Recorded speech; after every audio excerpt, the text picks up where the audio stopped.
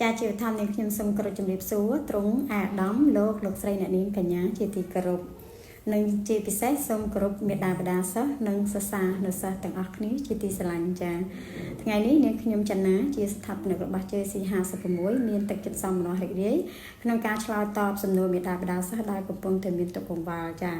គាត់តែងតែសួរមកអ្នកគ្រូជាច្រើនខែប៉ុន្តែដោយសារមួយរយៈមុននេះអ្នកគ្រូរវល់មិនបានថតជាវីដេអូខ្លីជូនគាត់អញ្ចឹងសង្ឃឹមថាវីដេអូខ្លីរយៈពេល5នាទីនេះនឹងអាចជួយឲ្យមានប្រសិទ្ធភាពនិងជាដំណោះស្រាយដ៏ធំមួយសម្រាប់ដែលមេដាបដាសិស្សគ្រប់រូបកំពុងតែមានទុក្ខកង្វល់ចាសំណួរសួរថាអ្នកគ្រូតើធ្វើម៉េចដើម្បីឲ្យអូនគាត់មានការចងចាំបានល្អដោយសារតែមួយរយៈនេះគឺ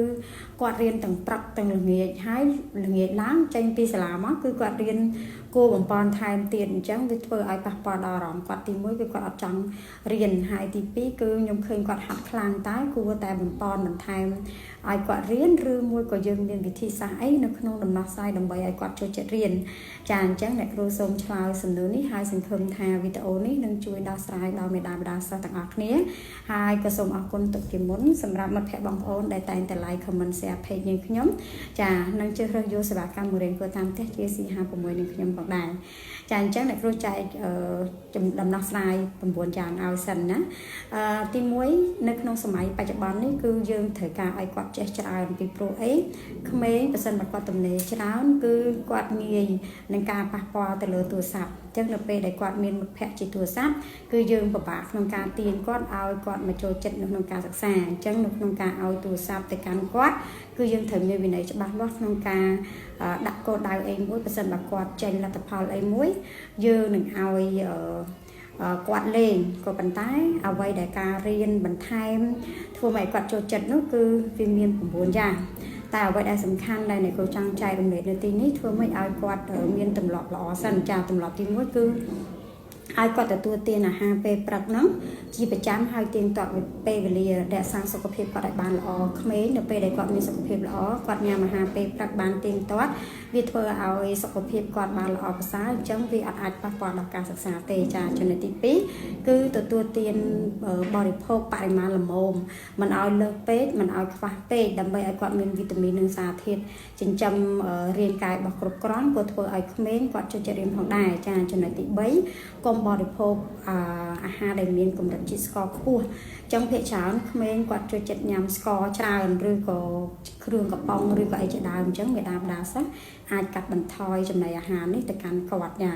ហើយចំណុចទី4ឲ្យគាត់គេងគ្រប់គ្រាន់ជួនកាលពេលយប់ព្រលប់គឺយើងត្រូវរៀបចំកាលវិភាគឲ្យគាត់គេងម៉ោងណាគាត់ភ្ញាក់ម៉ោងណាដើម្បីឲ្យគាត់មានទម្លាប់មួយខ្លួនឯងចេះចាត់ចែងពេលវេលាខ្លួនឯងចាចំណុចទី7គឺបន្ទប់គេងគាត់ត្រូវតែមានផាសុខភាពមានខ្យល់ចេញចូលបរិយាកាសល្អជាពិសេសគឺស្ងប់ស្ងាត់ដើម្បីឲ្យគាត់គេងលក់ស្ងប់ស្ងាត់ផងដែរទើបឲ្យខួរក្បាលរបស់គាត់នឹងចងចាំបានល្អចាចំណុចទី8បង្កើនការសួរសំណួរត្រិះរិះពិចារណាដល់គាត់ដើម្បីឲ្យគាត់ប្រើខួរក្បាលនោះដើម្បីគិតជាពិសេសលេងកម្មវិធីសិក្សាជាល្បែងសិក្សាមួយជាមួយនឹងគាត់ដើម្បីឲ្យគាត់សប្បាយហើយងាយស្រួលក្នុងការមានចំណង់ចំណូលចិត្តក្នុងការធ្វើការងារជាក្រុមជាមួយនឹងមិត្តភ័ក្តិគាត់ឬក៏ជាមួយលោកគ្រូអ្នកគ្រូឬក៏ជាមួយមេដាបេដាសិស្សចាចំណុចទី9គឺយើងព្យាយាមឲ្យគាត់និយាយច្រើននៅពេលដែលគាត់និយាយច្រើនគឺធ្វើឲ្យខួរក្បាលរបស់គាត់ហ្នឹងចារហ័សរហួនជាងមុនហើយអ្វីដែលគាត់ឆាប់យល់ក៏ច្បាស់ជាងមុនដែរអញ្ចឹងអ្វីដែលនាងខ្ញុំរំលឹកពី9ចំណុចនេះគឺមានន័យថាទម្លាប់9យ៉ាងដែលធ្វើឲ្យខួរក្បាលគាត់ចងចាំបានល្អហើយជួយឲ្យគាត់ចូលចិត្តរៀនផងដែរប្រសិនបើគាត់រៀនឆាប់ចេះឆាប់ចាំគាត់ស្រឡាញ់ការសិក្សាហើយធ្វើឲ្យសុខភាពគាត់ល្អ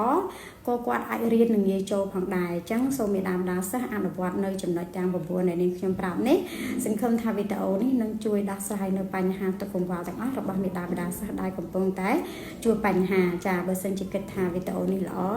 អាចចែករំលែកទៅដល់មិត្តភ័ក្តិបានអញ្ចឹងមិត្តភ័ក្តិបងប្អូនទាំងអស់គ្នាដែលមានមិត្តភ័ក្តិហើយមានបុត្រធីតាកំពុងតែពិបាកក្នុងការទទួលយកនៅការបង្រៀន